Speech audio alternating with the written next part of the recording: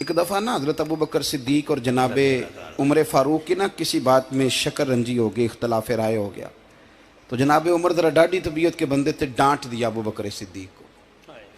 تو صدیق اکبر نرم بندے تھے، ماڑے دا کی کام محمد نس جانا یا رونا، تو وہ گا کے نا تو پہلے گھر روئے، پھر حضور کے پاس چلے گئے۔ جناب عمر کہتے ہیں مجھے بھی خیال آیا کہ یار یہ مجھے نہیں کرنا چاہیے تھا۔ تھوڑی دیر کے بعد اچھے لوگ جو ہوتے ہیں ان کا غصہ جلدی اتر جاتا ہے۔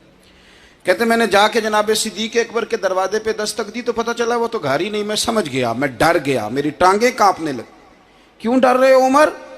فرمانے لگے اس لیے ڈر رہا ہوں کہ ابو بکر جب اپنے گھر نہیں ہوتے تو دروازہ رسول پہ ہوتا۔ میں صدقے جا رہا ہوں۔ ساری بات تو سنا دی ہوگی۔ فرماتے ہیں میں نبی پاک کی بارگاہ میں پہنچا، سامنے ابو بکر بیٹھے ہیں، پشت مبارک میرے کریم رسول کی کعبے کی جانب، چہرہ صدیق اکبر کی جانب، دونوں کی گردنیں جھکی ہوئی۔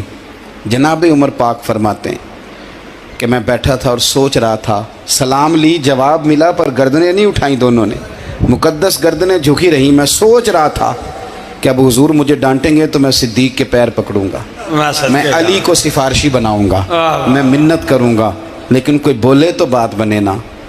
کہتے ہیں جب دیر ہو گئی، یہ سکوت بھی بڑا مشکل ہوتا ہے، اوہو اگر کبھی وہ چپ کر جائے تو یہ بھی بڑا مسئلہ ہے، محبوب بھی چپ کر جائے۔ کہتے ہیں میں بڑا پریشان ہوا، جب میرا کلیجہ منہ کو آیا نا تو جناب عمر کہتے ہیں میں بولنے لگا تو آنسو میرے پہلے نکل گئے۔ اللہ اکبر۔ کہ میں نے رو کے کہا سونیا بھول گیا تھا، میں گیا تھا ابو بکر کے گھر معافی مانگنے، پر یہ یہاں آ گئے۔ یہ میرے دوستو اسے میری تقریر نہ سمجھنا، میرے رسول پاک کے یہ اصل لفظ آپ کو کتاب میں ملیں گے، آپ طبقات ابن سعد اٹھا کے دیکھیں۔ جناب عمر کہتے ہیں میں نے عرض کی حضور میں نے غلطی سمجھ لی تھی، میں گیا تھا ابو بکر کے گھر حضور، میں بھول گیا تھا۔ فرماتے ہیں نبی پاک نے جب گردن مبارک اٹھائی تو حضور کی داڑھی آنسوؤں سے بھری ہوئی تھی، صدقے یا رسول اللہ۔ اور لفظ کیا تھے؟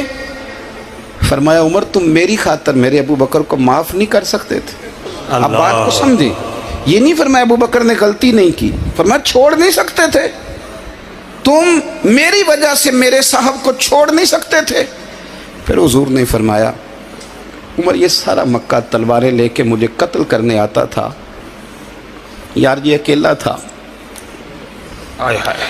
اس نے کھول کے بازو کہا تھا کہ جو حضور تک جائے گا میری لاش سے گزر کے جائے گا۔ فرمایا دنیا بھول جاتی ہے، مجھے یاد ہے ابو بکر صدیق نے مال بھی دیا، اولاد بھی دی، میری خاطر چھوڑ نہیں سکتے تھے۔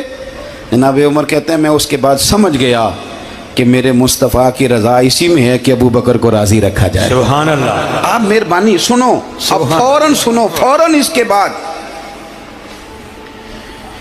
نبی پاک علیہ السلام نا شارع ہیں دین کے، حضور جو چاہیں کسی کے لیے حلال کر دیں اور جو چاہیں کسی پر